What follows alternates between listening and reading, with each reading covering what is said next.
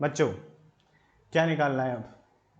सबसे पहले तो अपनी कॉपी और पेन निकाल के बैठ जाओ। उसके बाद जो पढ़ा रहा हूं उसको चुपचाप बढ़िया से मस्ती में पढ़ो। क्यों पढ़ो? इधर पढ़ो, क्या लिखा है? प्रो।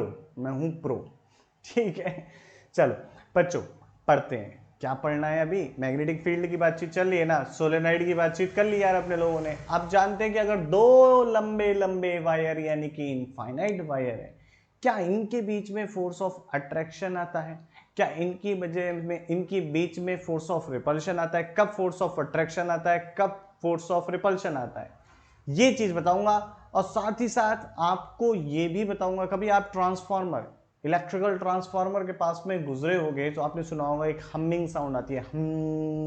इलेक्ट्रॉनिक इक्विपमेंट्स हैं बहुत से, उनसे हमिंग साउंड आती है, वाइब्रेशनल साउंड्स आती है। मोटर होती है उसमें तो बहुत ही ज्यादा तेज आवाज आती है। ये हमिंग साउंड्स क्यों आते हैं? What is the reason? वो भी यहीं से पता चलेगा हमें। तो सबसे पहले क्या पढ़ने जा रहे हैं, देखो टॉपिक का नाम, the force between two infinite parallel current carrying wires. ये पढ़ना है। तो दो infinite parallel current carrying wires बना लेते हैं। ये बहुत लंबी लेंथ के वायर्स हैं, तो बाकी को डॉट डॉट से रिप्लेस कर देते हैं, dash dash dash dash dash dash dash.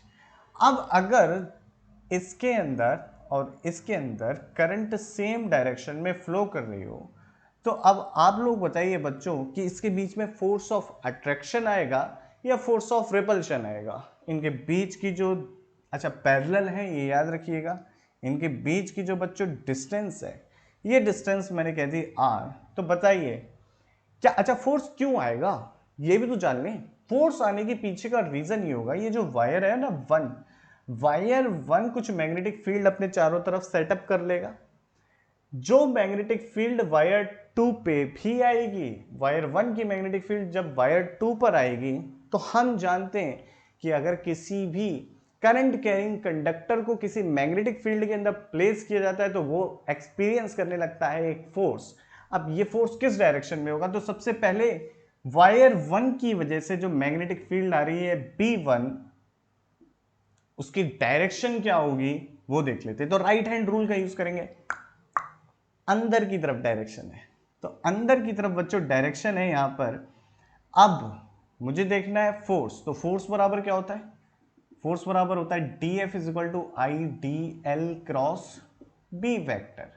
तो dl करंट की डायरेक्शन में, b अंदर की तरफ, तो इस पे जो देखो ना करंट की डायरेक्शन में हमने dl वेक्टर को लेते हैं, और b मैग्नेटिक फील्ड की डायरेक्शन इधर की तरफ, तो dl क्रॉस b जैसी करा, फोर्स आ गया इधर की तरफ, तो फोर्स इस पे तो इधर है। वायर टू की मैग्नेटिक फील्ड की वजह से वायर वन पर किधर फोर्स आएगा ये देखते हैं। तो वायर टू की मैग्नेटिक फील्ड की बात करूं तो बच्चों ये आ रही होगी बाहर की तरफ, राइट हैंड रूल से। देखो करंट की डायरेक्शन में थंब बाहर की तरफ आ रही है, बाहर की तरफ डॉट आ गया भाई। अब जब ये मैग्नेटिक फील्ड बाहर की तरफ आ रही है तो अगेन डीएल क्रॉस बी करो, करंट की डायरेक्शन में राइट हैंड की अपनी फिंगर्स रखी, और मैग्नेटिक फील्ड की डायरेक्शन में जब कर्ल करी तो थंब की डायरेक्शन थी इधर की तरफ। तो आपके जो B2 की वजह से वायर वन पर फोर्स आया, उसकी डायरेक्शन अंदर की तरफ है। यानी कि अगर सेम डायरेक्शन में दोनों वायर में करंट फ्लो कर रही है, तो उस केस में आपकी जो इन दोनों वायर्स पे फोर्स आ रहा होगा वो फोर्स ऑफ अट्रैक्शन होगा। पॉइंट इंपॉर्टेंट है, नोट कर लेते हैं। if the direction of if the direction of current is same in both wire, then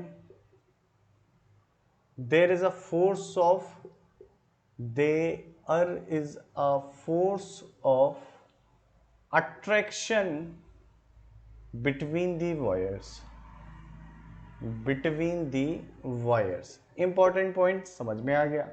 magnitude की बात करते हैं। अब इनफाइनाइट लेंथ पे तो बहुत बड़ा फोर्स लग रहा होगा, हम इनफाइनाइट नहीं, हम पर यूनिट लेंथ की बात करते हैं। पर यूनिट लेंथ पर कितना फोर्स लग रहा होगा, तो किसी एक को पकड़ लेते हैं फोर्स, तो क्योंकि ये भी इक्वल एंड अपोजिट डायरेक्शन में फोर्स है। देखो इस पे इस डायरेक्शन में, तो इस पे इस डायरेक्शन में। तो ध्यान से समझना बच्चों कि ये जो होता है ना आपका, ये फोर्स जो होगा एल लेंथ पे कितना लग रहा है ये कैलकुलेट कर लेते हैं। तो एल लेंथ पे हर एक पे सेगमेंट पे इसी डायरेक्शन में लग रहा होगा, ठीक है। तो नेट फोर्स ऐड हो जाएगा, ठीक।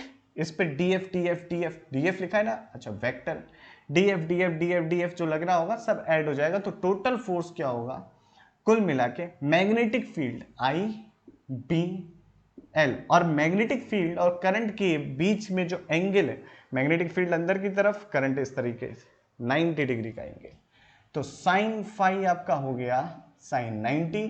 तो ये हो गया आई, आई है I2, कैपिटल I2 कर दे रहा हूं। मैग्नेटिक फील्ड वन वायर की वजह से आई है तो B1, और L इसकी लेंथ है वायर की, साइन 90 1 होता है।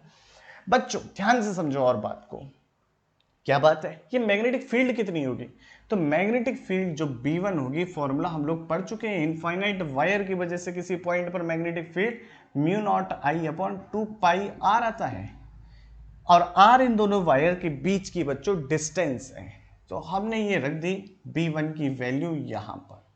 तो F जो फोर्स आया, force on the second wire due to first wire, या फर्स्ट वायर की मैग्नेटिक फील्ड की वजह से, वो फोर्स बच्चों कितना आया I2, ये I1 आएगा, I2 mu naught I1 2 pi R and length capital L. मैं ये फोर्स पर यूनिट लेंथ देखना चाहता हूं, तो फोर्स पर यूनिट लेंथ हो गया आपका mu naught I1 I2 upon 2 pi R, that is the force per unit length.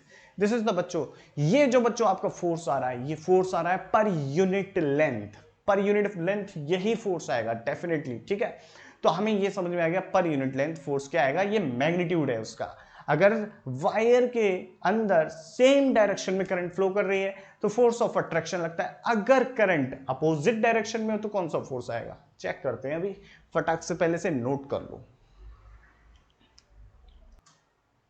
तो बच्चों अगर वायर के अंदर जो करंट है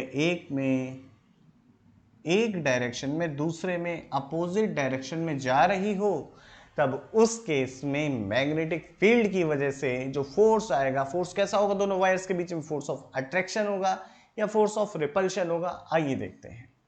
तो बेटा अगर ये इस तरीके से है तो देखो ये वाला वायर नंबर 1, ये वाला वायर नंबर 2, वायर 1 की वजह से जो मैग्नेटिक फील्ड सेटअप होगी वायर 2 पर, उसकी डायरेक्शन होगी डॉट बाहर की तरफ, और इसकी करंट कहां जा रही है, अंदर की इधर ऊपर की तरफ, सेकंड वायर में ऊपर की तरफ।